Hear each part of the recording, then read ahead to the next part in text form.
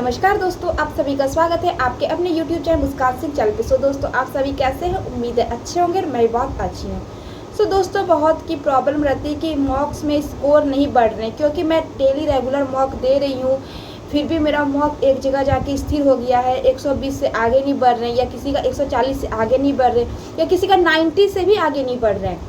हम regular mock भी दे रहे हैं, बहुत की शिकायत रहती कि दी रेगुलर मॉक दे रहे हैं लेकिन फिर भी मेरा स्कोर इंक्रीज़ नहीं हो रहा है। तो क्या करें? आखिर मॉक भी दे रहे हैं, पढ़ भी रहे हैं, मेहनत भी कर रहे हैं। तो देखिए फ्रेंड्स, मॉक आप दे रहे हैं, आप पढ़ भी रहे हैं, आप सब चीज़ सही कर रहे हैं, लेकिन आपके मॉक में स्कोर बढ़ने का यही नहीं कारण है कि आप मॉक्स को एनालिसिस अच्छे से नहीं कर रहे हैं। आप लोग सोचते हैं कि बस मॉक देना है और फॉर्मेलिटी पूरा करना है, जबकि ये गलत चीज़ है।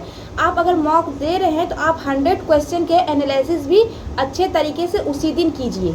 आप दूसरे दिन उसको मत टालिए, क्योंकि दूसरे दिन टालने पे क्या होता है कि आज नहीं सोच रहे अब 3 मॉक दे देते फिर तीनों का एनालिसिस। ऐसे नहीं होगा फ्रेंड्स। आप एक मॉक दे रहे हैं कंप्लीट, तो उसको पहले एनालिसिस कीजिए, तभी आप दूसरे मॉक पे आगे बढ़िए। क्योंकि इस तरह में क्या रहेगा, आप जो चीज़ बन रहे, जो कॉन्सेप्ट बन रहे तो अच्छी बात है, जो नहीं बन रहे, जो हार्ड क्वेश्चन रहे, उसको एक कॉपी छोटी सी बनाइए और उसमें नोट करते जाइए और एनालिसिस कीजिए। जो क्वेश्चन बन जा रहे हैं तो वो ठीक है। और अगर एनालिसिस करना तो एनालिसिस 2 तरीके से किया जाते हैं। एक तो पहले कि आपको कॉन्सेप्ट नहीं आ रहा है तो उसका कर रहे हैं कि वो न्यू क्वेश्चन है तो हम डालिए और न्यू कॉन्सेप्ट से बनेंगे। और एक होता है टाइम मैनेजमेंट। आप कितना टाइम दे रहे हैं उस क्वेश्चन को, ये भी मैटर करता है। अगर आपको वो क्वेश्चन बनाने का है 30 सेकेंड में और आपको लग रहा है क्वेश्चन बनाने में 1 मिनट, आखिर क्या प्रॉब्लम है? आपका कैलकुलेशन स्पीड वीक है, या फिर आप क्वेश्चन को बहुत ही धीरे तरीके से बना रहे हैं, या कुछ भी, मतलब आपकी प्रॉब्लम है। तो उसको भी आपको सुधार करना पड़ेगा। बस मॉक्स में मॉक्स देने और फॉर्मेलिटी और रेगुलर मॉक देके पूरा नहीं किया जाता है। अगर आप सप्ताह में मॉक 5 ही दीजिए, लेकिन 5 का एनालिसिस कीजिए, तभी जाके मॉक्स में इम्प्रूव स्कोर होने लगेंगे। और ये मैंने खुद में भी रियलाइज़ की है। एक टाइम था फ्रेंड्स जब मेरे सब्जेक्ट रीजनिंग सब में और भी सब में मार्क्स नहीं आते थे। एक टाइम में मेरा रीजनिंग, जो एकदम हल्का सब्जेक्ट है, उसमें भी मेरे मार्क्स मात्र 20-22 नंबर बनते थे। लेकिन मैंने जब से मॉक स्टार्ट की, मॉक रेगुलर देना स्टार्ट किया, आप विश्वास नहीं कीजिएगा फ्रेंड, मैंने 20 से 25 दिन के अंदर फुल स्कोर करने लगे। अभी भी मेरी रीजनिंग में अगर एक आध क्वेश्चन नहीं बने, लेकिन फिर भी 45 प्लस स्कोर मेरे हर मॉक्स में रहते हैं। 50 तो रहते हैं, लेकिन हाँ, कुछ अगर टफ रहा तो फिर भी मेरे 45 प्लस स्कोर रहते हैं। जो इजी सब्जेक्ट है उसकी बता रही हूँ, मैथ सब की तो बात की बात है।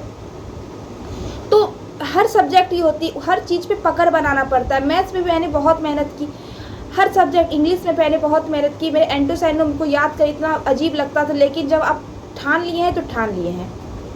तो देखिए फ्रेंड्स, मॉक्स सिर्फ देने से नहीं होता, मॉक्स एनालिसिस करने से होता है। मैंने खुद वैसा किया है, मेरा इम्प्रूव हुआ है। तो मैं आप लोगों को ऐसे हवा में कोई बातें नहीं बोल रही हूँ। आप देखिए कि आप किस सब्जेक्ट में कमज़ोर हैं, आपका कौन टॉपिक छूट रहा है, उसको जाइए और पहले कवर कीजिए, प्रीवियस ईयर क्वेश्चंस उस पर लगाइए और फिर मॉक्स दीजिए। और आप इसके लिए आप सेक्शनल मॉक दे सकते हैं, जो टेक्स्ट बुक पे है। टेक्स्ट बुक पे जाइए, परचेज कीजिए और सेक्शनल मॉक दीजिए। सेक्शनल मॉक से क्या होगा कि अगर आप मैथ्स के दे रहे हैं तो आप 25 क्वेश्चन को अच्छे से एनालिसिस कीजिए। सेक्शनल मॉक से आपको बहुत फ़ायदा होने वाला है, और उसको एनालिसिस किए बिना आगे मॉक नहीं देना है फ्रेंड्स। ये तो फिर बाद में बोलिएगा कि दी आज 130 था तो मेरा अब आगे नहीं बढ़ रहा, वही जाके रुक गई है मॉक में स्कोर, अब आगे इम्प्रूव नहीं हो रही है। तो इम्प्रूव सिर्फ मॉक देने से, सिर्फ पढ़ने से नहीं होता है फ्रेंड्स। मॉक्स कहीं भी कोई भी टॉपर से पूछिएगा तो वो लोग सबसे पहले बताते हैं मॉक एनालिसिस, क्योंकि मॉक जितना देना इंपॉर्टेंट है ना, उससे 100 गुना ज़्यादा एनालिसिस करना इंपॉर्टेंट है। हर सब्जेक्ट की, चाहे वो जीएस पार्ट हो, मैथ्स पार्ट हो, रीजनिंग पार्ट हो, इंग्लिश पार्ट हो, तो आपको हर चीज़ में देनी है। आप देखिए कि मेरा कौन सा कॉन्सेप्ट छूट रहा है, क्या हो रहा है, उसको जाइए उस कॉन्सेप्ट से क्वेश्चन बना लीजिए।